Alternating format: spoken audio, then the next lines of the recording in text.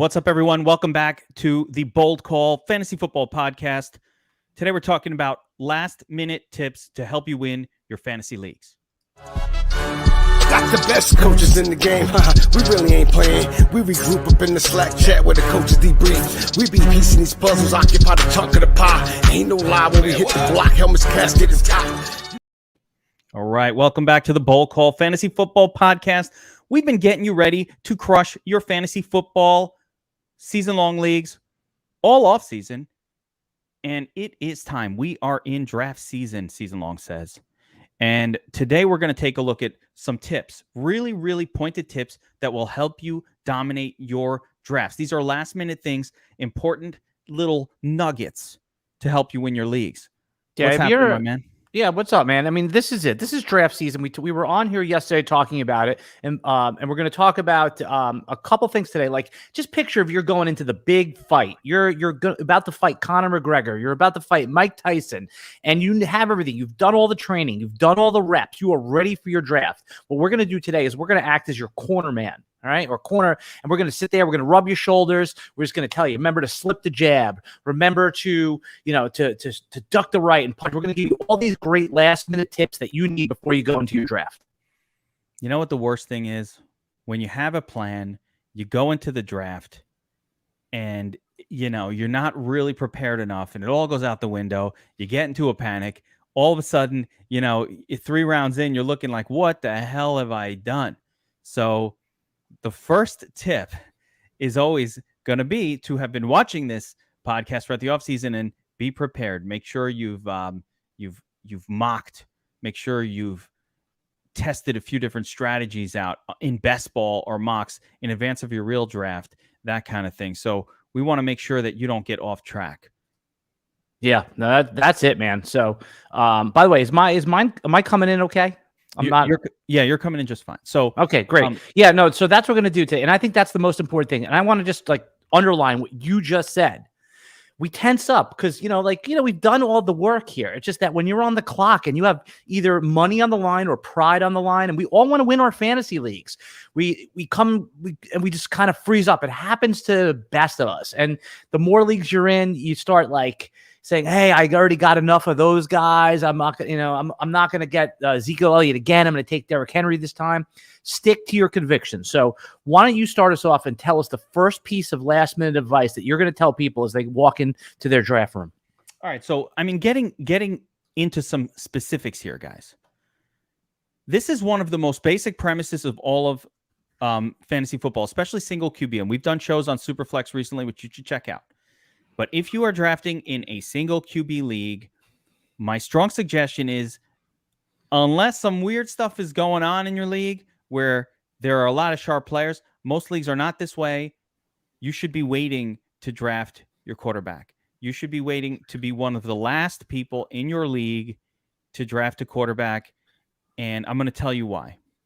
So I don't like to just tell you something without explaining why. Number one, if somebody takes a Pat Mahomes, a Josh Allen in the first 3 or 4 rounds, they're giving up a premium position player in order to make that pickup.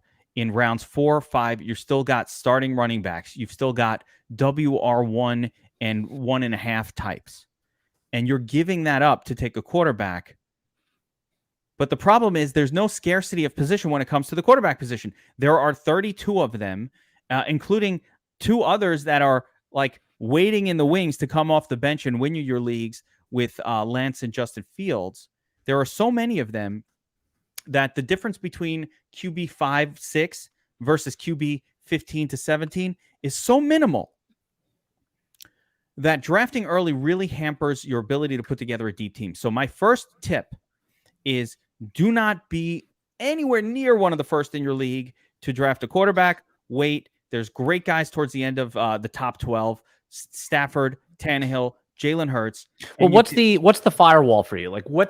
Who's the last quarterback according to ADP that you are comfortable locked and loaded, where you're not thinking hey, I waited too long and now I'm going to have to play that waiver wire game where I have Sam Darnold 1 week and Derek Carr the next week. Kirk Cousins the next week. So who is the cut line quarterback where you're every week starter? It's Jalen Hurts, and he's going as QB 11 or 12 right now. So I'm very comfortable, says, with all of the top 12. Now, again, if you're in a league and people are taking backup quarterbacks, they're grabbing backup quarterbacks while their teams aren't filled, which essentially is what you're saying. That does happen in home leagues. Like, people will reach up and grab the quarterbacks. But those people are going to lose the league anyway, so it doesn't matter. Like, good. Thank you for doing that. You're irrelevant because, like I said, am I uncomfortable even playing someone like Tua or Cousins or these guys that you can get a little later? Even Ben Roethlisberger. Jared Goff is a no for me. Come on, guys. But how about Ryan Tannehill? He represents the cut line. He represents the cut line for me, and he's probably QB 12 or 13. Some people had mentioned Trevor Lawrence in the chat. I'm not so sure. I mean, I feel decent about Trevor Lawrence, but how bad the Jaguars offense looked in the preseason. I know it's preseason, but I would not feel comfortable going as him as my QB1 unless I had a Kirk Cousins behind him. So Jalen Hurts, it sounds like we're on the same page. Ryan Tannehill, I have a little bit of a different QB philosophy from you this year. So although I appreciate your tip of waiting, and I think it's a good strategy, I just want to lay out an alternative strategy that I've personally used in my drafts this year. And it remains to be seen. If you remember, last year on Tips and Tricks, we recommended Josh Allen when he was going in the 8th round. Obviously, that was a home run. I know some other people were too, but we were really pushing that drum. We had him as our QB3. We definitely hit on the Lamar Jackson and the Pat Mahomes the year before. So one of the biggest questions we get in the DFS Army Discord is, hey, you guys have hit 3 in a row. Who's your 4th one? Who is it this year?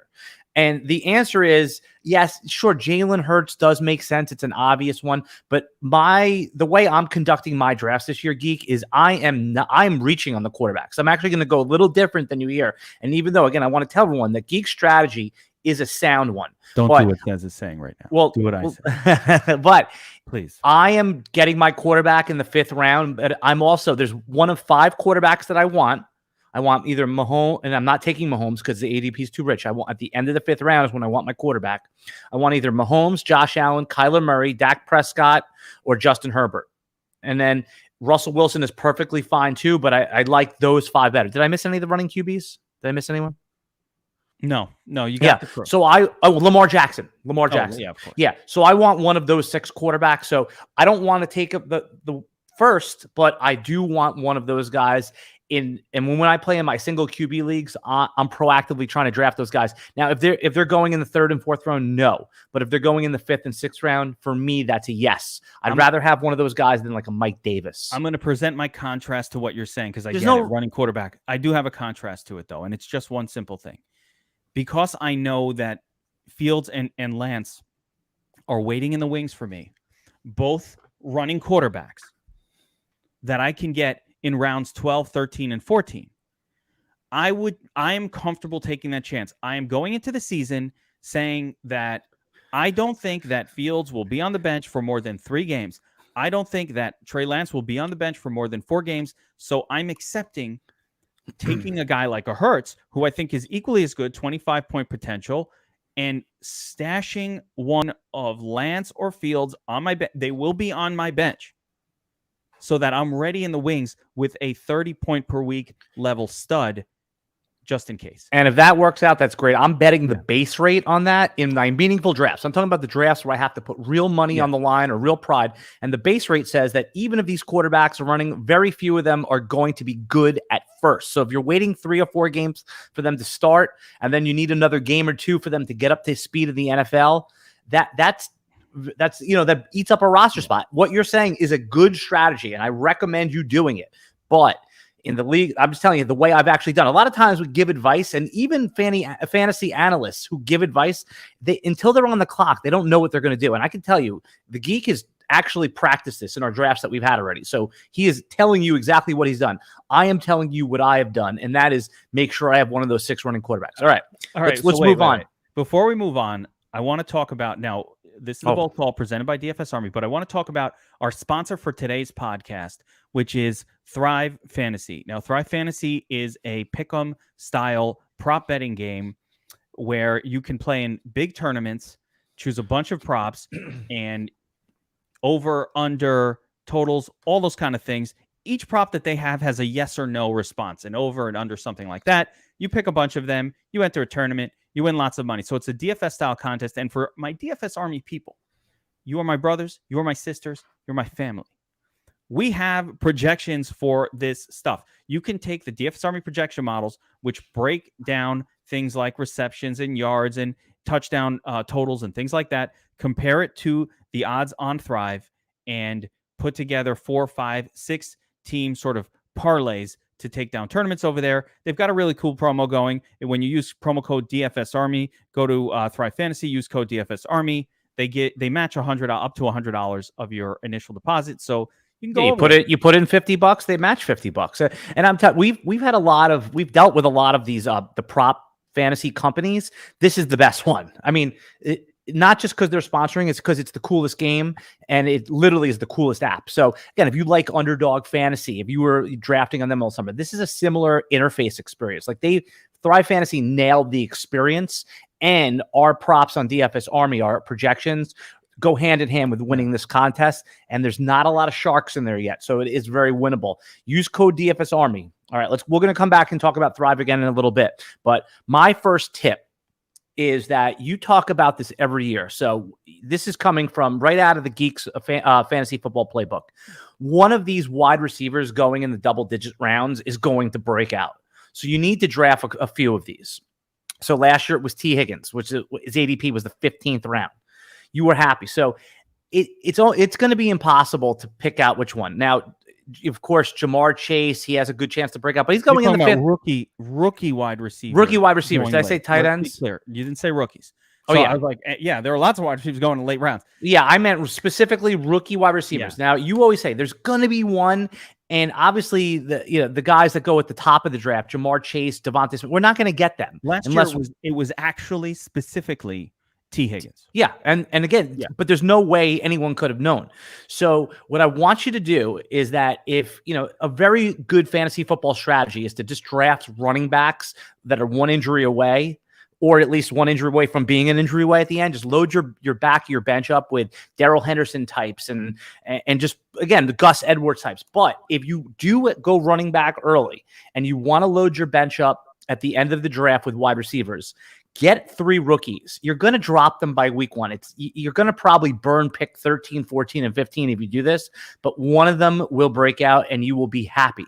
All right. Let's throw some names out of potential guys who fit this bill. Yeah, you give me 2 and then I'll give you 2. Yeah, I don't like to just give a broad base.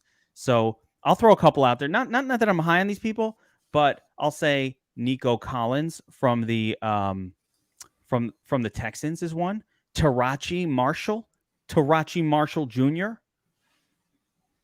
I'm waiting for the smile for calling him Taraji. Yeah, I mean, that's such an inside joke that it just has too much. Terrace Marshall Jr. Look, your boy Frank thinks he's off Chase. Good one here. Amon-Ra St. Brown from Trav. Yeah, I think that's a really sharp pick right there. Mooney, even though Mooney is not a rookie, but yeah, he qualifies as a young wide receiver that has the upside. So the one who I underlined was Terrace Marshall, and for a good reason. And Terrace Marshall, he's lighting it up in camp, and this is the system in which he flourished at LSU. He played under Joe Brady in that 2018 or 19 team that just had a nuclear offense. He knows the playbook. There's almost no studying done. It's like if you walked back into a job that you had before and they're trying to teach you the ins and outs, you're like, no, I know where the coffee machine is. I know where the copier is. He walked in feeling comfortable. They're saying that it looks like he's been there. He was the most pro-ready prospect as it was. So Terrace Marshall looks the part in the preseason. He's a Robbie Anderson injury. Robbie Anderson is like 170 pounds, super skinny. 190. I know I'm exaggerating, but he's a Robbie Anderson injury away from, being a meaningful starter. I've got a stinky cheese one for you, says that no one likes. You can get this man, and I don't have high hopes, but you never know. You can get this man in the literal last round. Like you take a kicker second to last round and you wait this guy's there for you. That's Giants wide receiver and high draft pick, Kadarius Toney. Yeah, the problem is he's already hurt and he's not playing. He hasn't been practicing. I know he's stinky cheese, man. I just said no one wants this man. Well, again, you just don't want to draft we preach often staying away from, and I like the mindset. First round draft capital. Nobody wants him. No one's thinking about him. Last pick, but I want to see him. I want to see a rookie practice. I don't think a rookie can come in not having the playbook. There's a lot of options there, so I would not recommend Kadarius Toney, but I like. It's the mindset more than just like, that's the idea. Player. It's the idea. Kadarius Toney, hurt all the time, was a terrible draft pick to begin with. But that's the kind of guy that can get you there. And by the way, all of this, we're talking about Terrace Marshall. We both like Robbie Anderson, who just signed a $29 million extension, $20 million guaranteed. DJ Moore, everybody likes. They're taking him in the 5th, 6th round. Do you think there's a chance that Sam Darnold just comes out and is on fire? I mean, I know you've been anti-Sam Darnold, but I'm warming up to him. I mean, certainly in Superflex, obviously every quarterback gets drafted, but if you really want to punt the position, and I mean, you and I were in a 20-round draft, a single QB, high stakes too, like a 350er, and 10 bench spots. Sam Darnold wasn't drafted. So yeah, he's gross. He's gross. There's nothing Sam Darnold really does that scores good fantasy points. So I mean, who has better weapons? Who has better Ben Roethlisberger or Sam Darnold? Who has better weapons? I'd rather have Ben Roethlisberger, and he's still available when Sam Darnold's going off the board. Totally. So I'd just rather have Ben Roethlisberger has been good. So yeah, I'd just rather have him given the choice. Like I'd rather have everyone. One other guy I want to say, and this guy's not stinky cheese rookie, but I really like him, so I want to mention him. And he's not going in the first 36 wide receivers. Is Jets wide receiver Elijah Moore? Who would you rather have at this point, Elijah Moore or Corey Davis? Because they're going in a similar spot now. I think it's Corey Davis, but I really like Elijah. So I think it is Corey Davis at this point that you want. And Corey Davis is available outside the top 36. He's one of my favorite sleeper plays. So, sleeper alert, Corey Davis will get you WR2 probably numbers this season for a WR4/5 price point. One of the best values in the draft right now. So make sure you're drafting Corey Davis. Okay, so next piece of advice I have is if you're going to take a Bengals wide receiver, take Tyler Boyd. And I know that the other two are better receivers, and I'm curious to hear your pushback on this. Tyler Boyd in the high-stakes leagues is moving up. He went from wide receiver 40 to wide receiver 30 over the last few weeks, and the reason is they all have an equal chance to be Joe Burrow's favorite target, right? I mean, we don't even like any of the Bengals, but if you're going to take one, the 7th or 8th round of Tyler Boyd, and if he's moving up to the 6th, I'm still okay with it if you went running back early. But last year, while Joe Burrow was playing, he was getting the most receptions, the most yards of all the receivers there. He had about 80 catches last year. And, Jamar Chase, he hasn't played football in a while. I'm sure you've heard that narrative. He hasn't played since 2019. He's having the rookie yips a little bit, and that scares me. I know some people don't think it means anything, but he's going to take a minute to get up to speed. And T. Higgins is no doubt about his role or his ability, and he's going to, command his targets. But Tyler Boyd's going to be that. As Joe Burrow is having trouble stepping into some throws and getting back up to speed from his ACL, I think with no tight end in sight, he's going to lean on Tyler Boyd. He's a player that I am not leaving my draft up because he goes in the 7th or 8th round. Yeah, so let me put this into more understandable words because I'm not going to argue against it. What I'm going to say is because now on social media, people are going to come out and says things Tyler Boyd is the shit and T. Higgins sucks and you're a stupid, says you suck and you're canceled, woke mob. But here's the deal: the opportunity cost of drafting T. Higgins is you're giving up somebody really significant because T. Higgins is on the board, but who else is available? Oh, Chase Claypool's there, Deontay Johnson's there. Well, that's the area where I generally take my dual threat quarterback too. Where that's what I'm saying. That 5th round, Brandon Ayuk is there. TJ Hawkinson, good players. Mark Andrews might still be on the board. Right. So the opportunity cost of the Higgins pick, it's not just the player by himself. It's the opportunity. All right, I took him in the 5th round, but I gave up on Deebo Samuel. All these other or all these other 5th round guys. Deebo's actually a couple rounds later, but a couple rounds later, I have another player, Ayuk and another favorite sleeper that I'm going to talk about here in a minute. There's so many. I can just go on and on. But by the time you're taking Boyd, it's looking kind of gross. It's like Well, he's Emmanuel Sanders. Well, he's the cut line for me of the last receiver that you could start every week and not think about it. And somebody asked about slot receivers. I saw in the comments, and Boyd is one of those guys. Solid slot receiver. He's going to get a lot of receptions, and he's done it. He's like steak cheese for no good reason. He's been productive every year. In PPR leagues, who do you think is going to have more receptions this year? T. Higgins or Tyler Boyd? If you were going even money, who would have more? I'm not talking about yards and touchdowns, just receptions for your PPR league. I mean, Boyd is a better bet. Yeah, I think Boyd is probably a better bet for that. So he's playing a position that's going to be less affected by having two good guys on the outside with Chase and Higgins. And he's the de facto tight end in a sense anyway, because they don't really. I know our guy Clipboard Jesus thinks Thaddeus Moss is a viable player. So, but obviously we are both thumbs down on them. Another thing I want to talk about. Now, actually, it's your turn to talk, but I just wanted to. I wanted to give a piece of. I do have a paper. I wrote. Okay, go. Yeah, no. Give your what we're doing on this podcast. By the way, sponsored by Thrive Fantasy. Absolutely download them. They are a prop site. Prop up with them. Use code DFSARMY. You get a deposit match. But we are giving you last minute fantasy football advice because most of you are drafting this weekend or next weekend. I mean, we all are.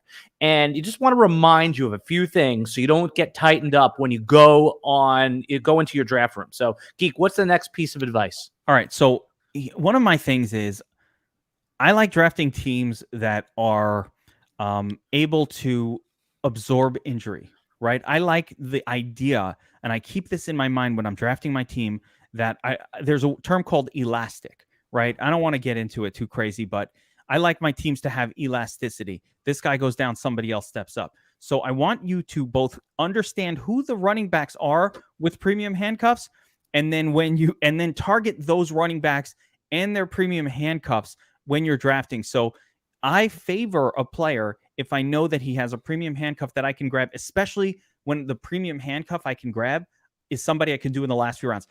And I'll give you a contrast. Nick Chubb and a premium handcuff of Kareem Hunt is not a very great situation because I got to still take Hunt in like the 6th round or the 7th. Like Hunt, I can't get him late enough. I've got to waste essentially what is a premium pick on a Kareem Hunt as his backup.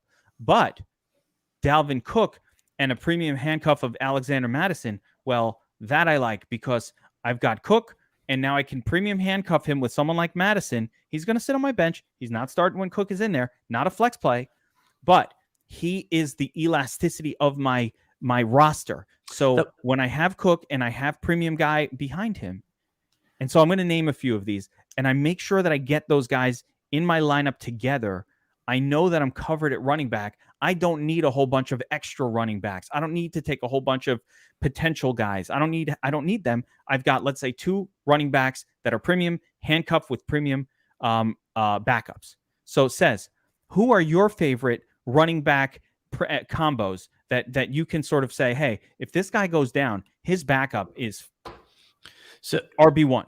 Yeah, I take a little different approach, but I like what you're saying. The approach is I try to take other people's handcuffs. So if I am the Dalvin Cook drafter, I don't necessarily want Madison on my bench. I know that's a great strategy to do. You feel good, but it burns a roster spot and it limits your upside. What I'm going to do is, for example, I'm going to draft Dalvin Cook and have Tony Pollard on my bench. So now if Zeke goes down, I have Pollard and I have Dalvin Cook. Now, nothing worse than the guy in your league who takes your handcuff. That's You're the me. ham of the league that we all hate. Yes, and Just I think that. I think that is how you win leagues. Again, what Geek is telling you is certainly it's like buying insurance. And insurance, there's a cost. Your approach is much more, and I think, here's what I think is going on here. Season Long says, you're in so many of the NFFC championship tournament style leagues that it's essentially skewing your understanding of how not difficult it is to win your friends and family league. Like you don't need to do that. I don't need the extra guy in my friends and family. I'm going to draft better than most people. And the only thing that's going to get me is injury. So like if I was in a tournament style where there's a weeks 14, 15, 16, where I need to actually beat like a lot of people, NFFC style, FFPC style, only mentioned in those two, the only ones to talk about, right? Then I want to do exactly what you just mentioned, because if I can possibly get Alexander Madison combined with my Zeke Elliott shares, now I'm now you're cooking. Yeah, now you're cooking, and you're really sharp to say that, and that definitely makes sense in those situations. Now, here's the other part about your home leagues, though. If you have only 5 bench spots and you're drafting your direct handcuff, it may feel good in the beginning of the season, but now you're down a bench spot. And those bench spots do have that's how you pick up Justin Jefferson when week 2 when he breaks out. That's how you pick up Mike Davis when he breaks out. So you are burning a bench spot in a sense. Now, once week 8 comes around, week 7, week 9, and you know you're playoff bound, my philosophy actually reverses. Now I'm trying to get, and I know I'm making the playoffs, right? Week 10, I know I'm making the playoffs. Now I'm trying to acquire my handcuffs, even a little bit ahead of that, because now I want to have that more solid roster. Depth doesn't matter as we get further into the season. In the beginning of the season is where I'm taking other people's handcuffs. Now, I'm not saying you shouldn't do what you just said. No, very fair point. It's just a different way of how I play. Bench size matters. Bench size matters. If you're only, I thought size doesn't matter. That's what I was always told. Who told you that? Who told you that? Men? Dudes?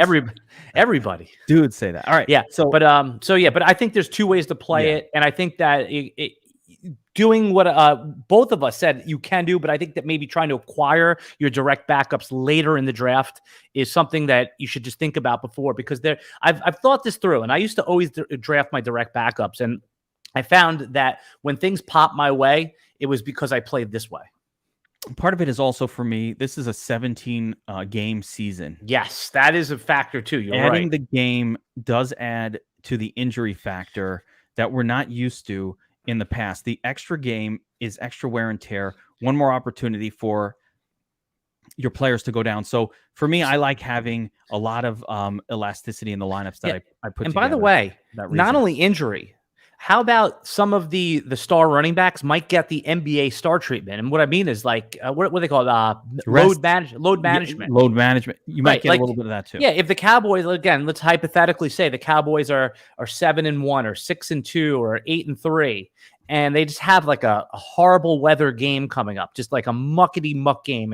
And Zeke's a little banged up, but he could play. They may, dress him and you'll never know, but Tony Pollard might get 23 carries that game and they're just resting Zeke. That is going to happen this year, but it's going to happen across the board. If the NFL starts pulling that shit. Well, they're not going to not dress the guys, because that's how the NBA got in trouble. Like James Harden would just not, he'd be in a suit and tie. What the correct way to do it, if you really want to skate the system, that only screws fantasy people even more. But they don't care. They don't care. They want to win a championship.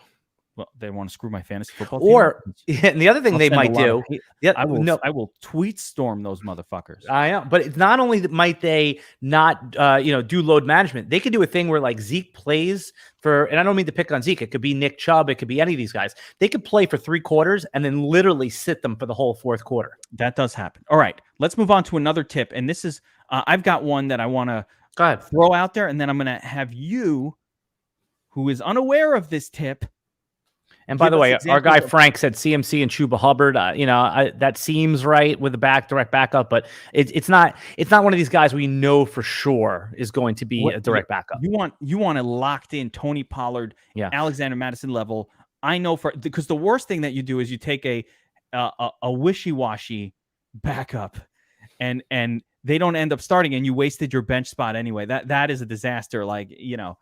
You're backing up Najee Harris with what's his Benny Snizzles. Right. And I don't think he's on the team anymore. Yeah. I know all right, but you know what I'm saying. So anyway, here's an important one.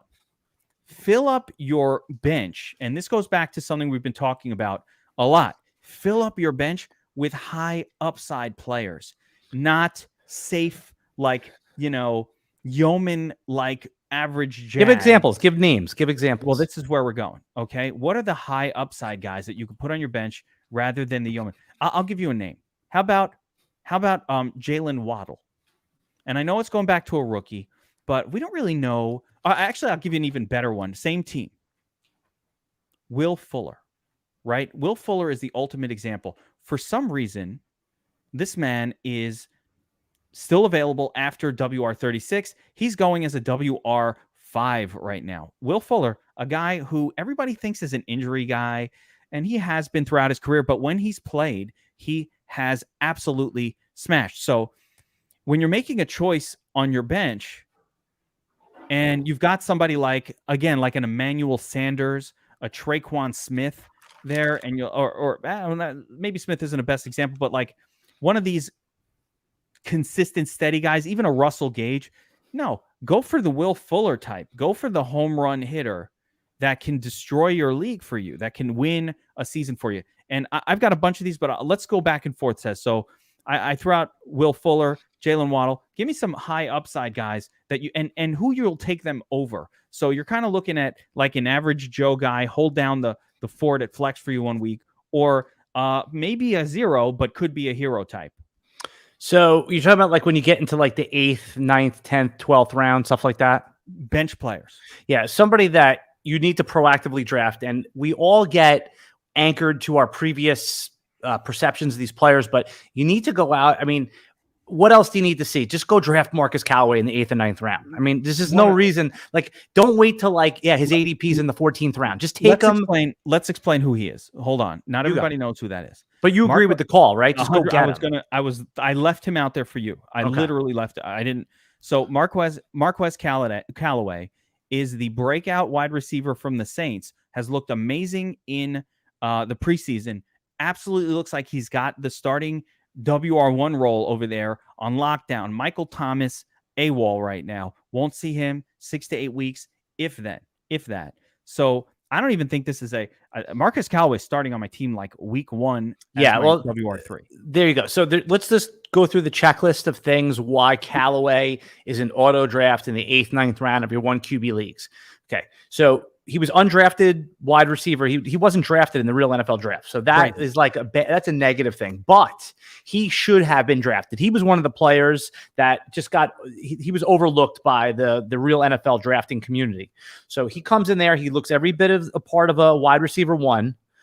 Michael Thomas is out. Adam Troutman is out. He is literally the only target there with any credibility.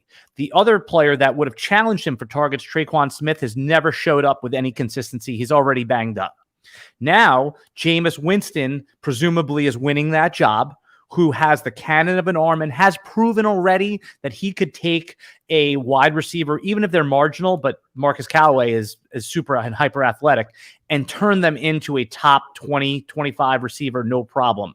I think Marcus Callaway, at least for the first month of the season, is playable right away. Just like you said, everything is lined up for them, and there's no competition. You got to go get him, and you got to go start him. And if he gets off to a hot start, and somebody wants to upgrade you from a player that maybe say Cooper Kupp got a bad start, that's the type of sharp trade you're going to make. If Callaway gets 3 catches or 4 or 5 catches for 80 yards and 2 touchdowns, then you could cash that chip in. Absolutely. So I love Callaway. I'm not even sure if that's a sleeper anymore. It's not a sleeper in the sense where he's been like we've seen it, but it's a sleeper in the sense where everyone thinks they can wait till round 10 to get him. I'm telling you, if you're watching this video, just go get him in round 7 or 8 and don't even think about it. I've got one for you that I know you'll like. Again, last pick in your draft, upside player. How about Paris Campbell? Oh, by the way, before we get to Campbell, and that's a great pick. You see, DFSARMY's own Chris Felicetta did. He said in his article, his NFC South article on DFSARMY, that Callaway, was a steal. I mean, so this was already highlighted by one of DFSARMY's own. So we just want to highlight that. But great call, back to Campbell.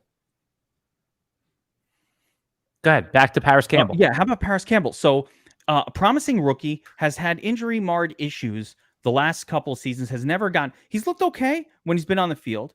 So now Carson Wentz is with the Colts. T.Y. Hilton, another year older. Michael Pittman, unknown quantity. What about a breakout year from Paris Campbell? That's a high upside play. Do I expect it to happen? No. Is there a reason that he's going really late? Sure. Can you leave him on the bench? Can you leave him on waivers and then grab him, after a big week? Probably. But for your last pick in your draft, would you rather have him or, like I said, some just okay guy that, think like I'm trying to think of these types of players that you take just to fill out your draft, even though you're never going to play him, like a Keelan Cole, Marquez Valdez Scantling. Yeah, like Lazard Scantling type guys. Those players that you just kind of, Emmanuel Sanders keeps coming to mind for me for some reason. but those players that really probably not going to excite you very much, not going to do that much for you. But by the way, Valdez-Scantling is going ahead of Paris Campbell. That's why I brought his name up. And it's a good example because like I don't love either guy, but like give me a shot. I'll take a shot on Paris Campbell, a highly drafted player who's been hurt a couple of years. He could break out. It could happen. Yeah. Before, and again, I don't want to get too caught up on sleepers. We'll come back to this. I think people like this. I could see people. The more we talk about sleepers, the more the room piles up. I see sleepers, man. Sleepers. I just want to talk about, since this is a strategy video, this is a last minute advice. For those of you who are playing in leagues with kickers and defenses, I have a definite strategy that I'm using this year. I'm sure everyone does now. Traditionally, you've heard people say, and it's not a bad one, take your kicker and defense in the last rounds. I'm okay with reaching up for kickers that are on good offenses with late buys. Let me just repeat that so you hear what I said again, is that with late buys around week 12 buy, because this way you don't have to deal with, if you have a good kicker who's got like a week 4 buy, with holding on to them when you don't need to. You have forced to drop them. So if you get like Harrison Butker, I think the Chiefs have a late buy this year. I certainly think Baltimore has a late buy. By then you'll know if you're in the playoffs or out. So get one of the elite kickers. And again, you could reach up a couple rounds. I'm okay taking a kicker around 13 or 14. I know that seems like a 16 rounder, guys. Yeah, a 16 round draft. Now give me 3 teams, because I don't like using names of kickers that don't give a fuck what their name is. Give me 3 teams whose kicker you're willing to reach ahead of the last round for. Yeah, Harrison Butker, who's I said no names. I want team names. Oh, okay. The Chiefs. We all know Justin Tucker. I know no names, but he deserves a name. Tucker is the only kicker that deserves to be named. Yep. And wait, there's one other one who has a really, like the Money Badger or some. There's you're one. Talking about Greg DeLeg? No, Badgley, the Money Badger. So these are the teams that I would take, especially with where their buys are. I would take the Ravens kicker, Chiefs kicker, Atlanta Falcons kicker, Young Ho Koo. He was pretty good last year. Up until he got hurt, the Tampa Bay kicker, I was taking him, but he got hurt, so I'm not sure who's going to be there. And then Dallas and Buffalo. Buffalo kicker, for me, is the number 1 kicker. They do have, let me see where their buy is. I'm looking it up as we talk. Interesting, Buffalo, because it's a weather place, outdoor. Right? But early in the season, that's not going to matter. But also he was a rookie last year. He just boots it. And also the Chiefs. The problem with Butker and the Chiefs is they go for it a lot on 4th downs. They don't opt for field goals a lot, so you're relying on extra points. Now, if you get 60 extra points, who cares? But Buffalo, 4th and 3, they will kick the field goal often. So I want to address Silver Raptor in the chat, and you could pop his thing up here. Dude, this is just like if you there's a secondary. I'm not like it's not a definitely reach up for a kicker. I would have thrown in defense in the same discussion, where kicker or defense, it was more of a don't be afraid to take one a round or 2 before the end if it's a person that you don't have to worry about streaming. So part of what we do, myself says here, and a lot of us is we're actually in quite a few leagues. So the less in-season management I need to be messing with week to week is better. So I'm going to turn this around to the defense position. I've been perfectly fine streaming defenses for entire seasons. Fine by me. This season we could just look at the Texans schedule and whoever's playing them, play that team. That's all right. Who's playing the Texans this week? Use them, right? Who's playing the Giants this week? Use them, right? Sorry, Giants fans. Sorry, Frank. But we can do that. I lost says here, but overall, on defense, it's the same way. If you take a defense a couple of rounds early, if it's one of the 3 or 4 defenses that are elite, it's fine to do that because then you don't have to stream anyone. So if I can get Rams, if I can get Bucks, if I can get Washington, those are all defenses that I'm not worried about. Baltimore, Pittsburgh. Those are defenses. Did I miss anyone? Those are all defenses where I'm not worried about it. As long as I got that defense on my team, I'm in good shape. And no matter what happens week to week, I don't have to stream. I'm just going to playing the Steelers this week, playing Washington, playing the Rams, Don't care who they're going up against. So I don't mind it a couple rounds early because it doesn't actually hurt your player selection either. You still grab, like in that last round, everybody's taking defenses and kickers in the last 2 rounds. So you could just gobble up whatever players you were going to take in the, if it's a 16-round league, so in round 13 and 14, you take kicker defense. 15 and 16, you're not competing with anybody for players. You're just getting defenses. Now, we seem to have lost season-long says, which is all right, even though I can't remove the comment from the screen here.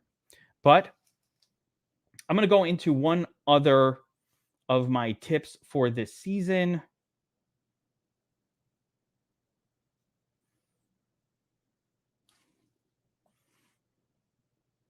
Take advantage of market inefficiency. All right, so the last tip I've got, take advantage of market inefficiencies. And I'm going to talk about a couple players here where you can actually do that. You could take advantage where a market inefficiency exists that you can take advantage of. And the first player, this is all value sleep or whatever you want to call it. So a couple of interesting recent headlines have come out about a couple of running backs that I want to go over. The first one is James Robinson, running back from the Jaguars. Now, Travis Etienne is out for the season, leaving Robinson as essentially the only game in town on that team. They have no one else. So, what can we do to take advantage of this? Well, here's the thing. The ADP on your drafting kit, or let's say you're drafting on Yahoo, you're drafting on Sleeper, ADP takes a while to catch up with the news. That plus, there are a lot of donkey analysts who don't understand implications or they're afraid to make a massive move on a player. So, as an example, we did this a little bit on our video yesterday. I was looking at James Robinson. Ooh, Chris got a cute question. I'll get to that in a minute. But I was drafting James Robinson as an RB 10 to 12, that range.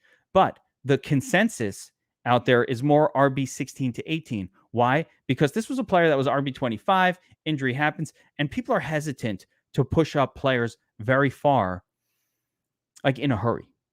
So what ends up happening is it's a market inefficiency. James Robinson is every bit as good or better of a running back play as, you know, the David Montgomerys of the world, certainly the Miles Sanders of the world, the Clyde Edwards-Helairs of the world.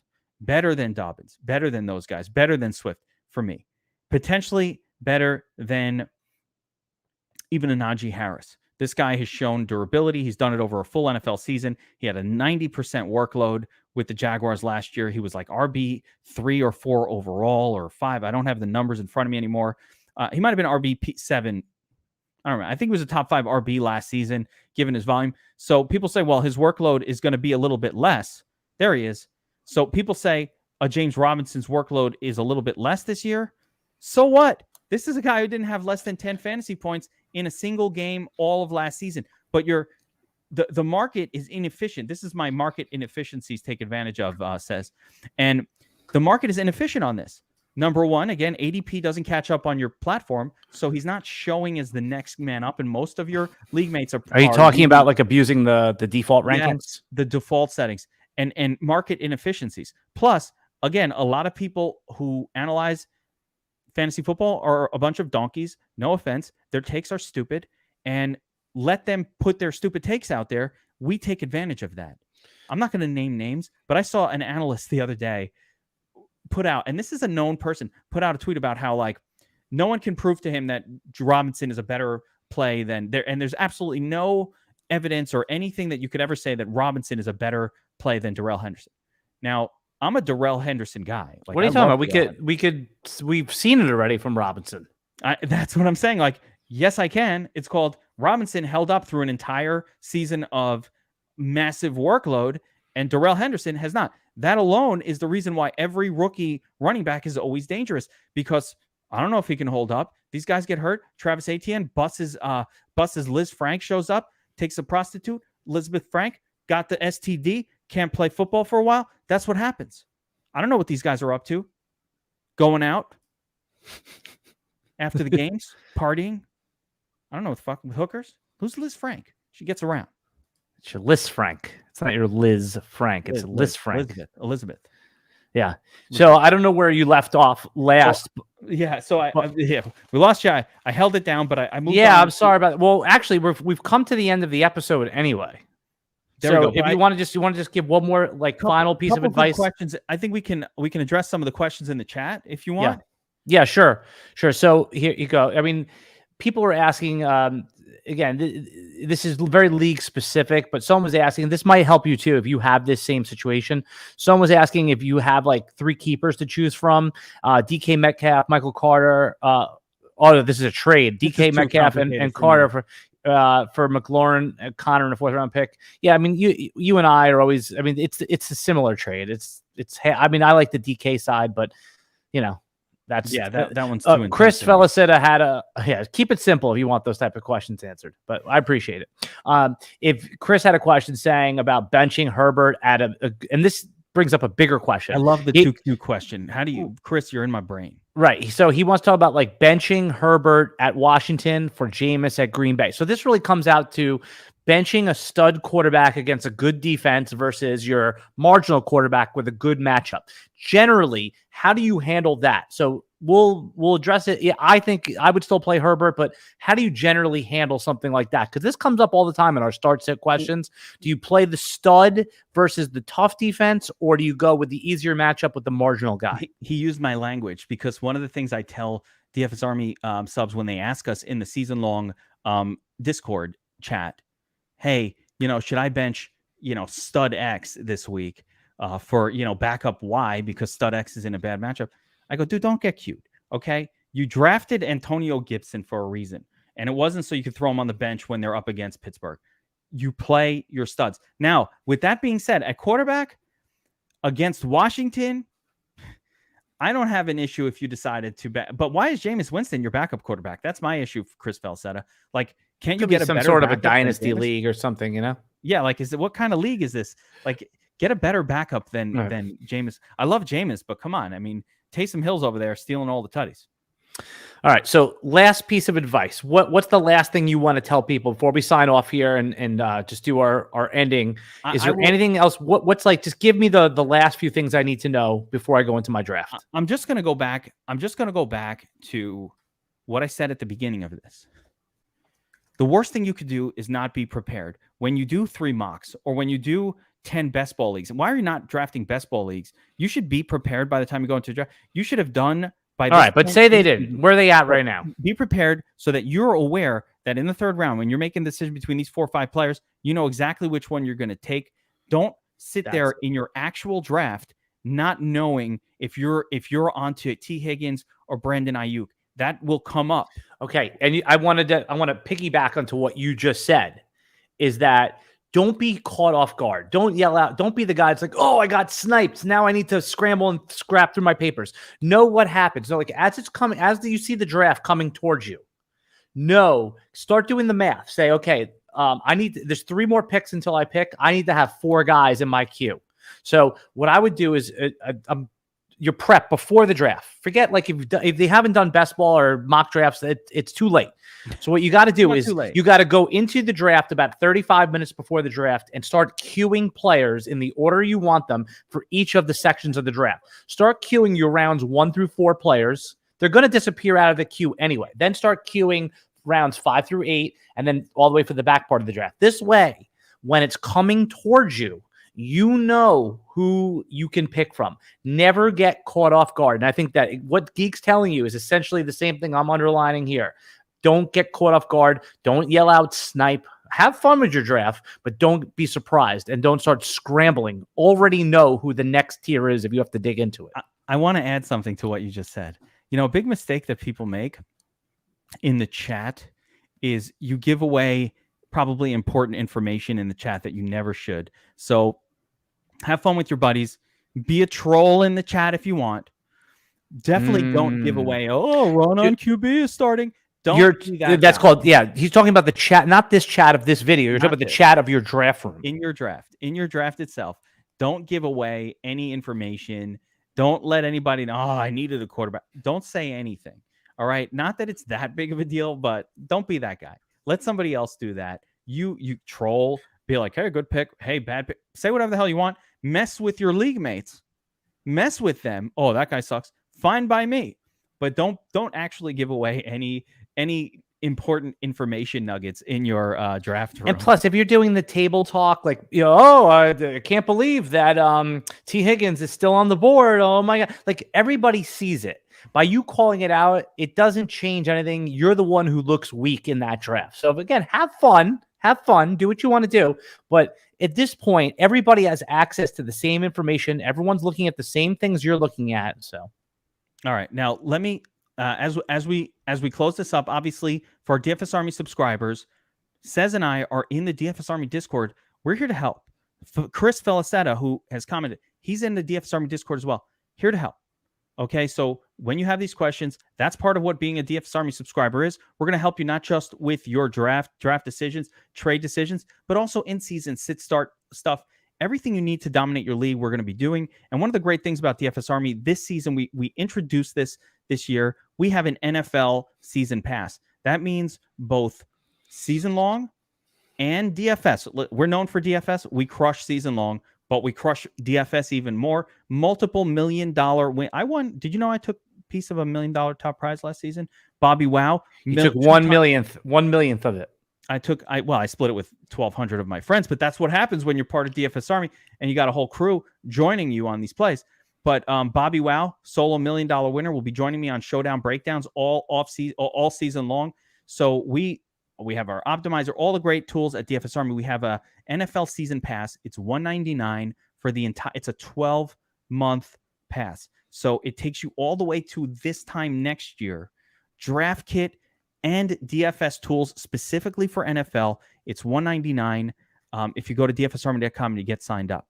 Now, another thing I want to talk about is Sharp. As you see it on my shirt, last week we launched the Sharp app. The Sharp app is a sports betting platform with tools and advice specifically tailored to sports gamblers. So think about DFS Army, except for sports betting. Now, if you go and you download the Sharp app right now from the iOS store, from the Android store, whatever it is, you don't even have to write us afterwards.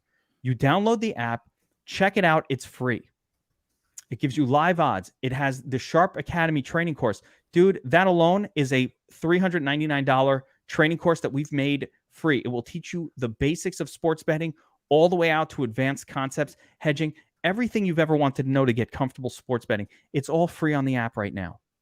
Okay, so if you go to the iOS store, the Android store, type in Sharp app, download it, you will get an email. We are close to the limit here, but there's still about 300 spots left. So the first 1,000 downloads will get a free membership to Sharp Bets, which is our betting service and community. So you want to do this because that alone is a $50 value. Just download the app. It's not hard. Go download it. It's free.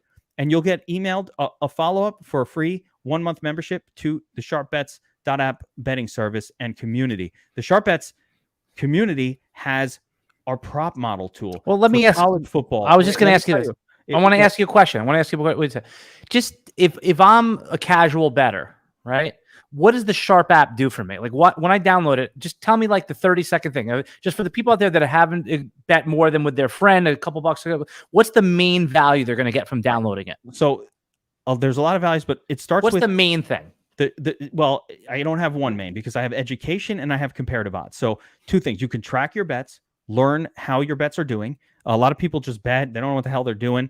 They bet on a whole bunch of different things. They don't know. They don't know, for example, well, am I betting well? And how am I doing on NFL bets versus this? We sort it out for you. We organize all your bets for you. Number 2, the Sharp Academy training course. That alone is worth the price of admission, which is $0, because you get to learn all the basics of sports betting. Okay, so if I'm I just want to get this straight. So if I'm a casual bettor, I download this free app that you guys made, and from there, I could look over this interesting content and just find out if there's any mistakes I've been making, just little leaks in my game right off the bat, and there's no cost to that. Take the Sharp Academy training course. Learn what is implied probability. I'm going to download it right now. You know the free bet of the day has won 9 days in a row? We give out a free bet of the day. John Statsational Alicia, one of the best gamblers in the world, sports bettors in the world, puts out a free bet every single day. It's called the free bet of the day. And in the last 9 days, it has hit every single day, including last night. Yankees, pulled it off in the last second. So keeping it going. I think it's 9 or 10-0 in the last 10 days. Free bet. What's the big deal? By the way, again, it's a free app. So But my favorite part is comparative odds. I like looking at it and understanding that, oh, I want to bet the Jets plus 3 this weekend. Well, guess what? If I just went to FanDuel instead of DraftKings, it's plus 3.5. Same odds. Holy shit. I just had I not looked, I wouldn't have known that. So it increases your win odds exponentially. Again, download the Sharp app. Do nothing. We will send you. Now, we want you to leave a nice review. So please do that. If you are a fan of the app, leave a nice review. That really, really helps us. And we'll send you a code for a free month of the Sharp Bets betting service. And we're pushing over an hour. We don't want to push over an hour on this podcast. So just remember also, if you're a prop bettor, if you want to get into prop betting, Thrive Fantasy, download the app, go to their website, use code DFSARMY, get a 100% deposit match up to $100. And until next time, we're going to be back again next week with a couple more podcasts. And good luck in your drafts. Make sure you come into the DFSARMY Discord, post your draft. Let us know how you did. If you do that, we'll give you a draft grade. And we promise to be honest with you and tell you where your areas of weakness are. Until next time, guys, goodbye.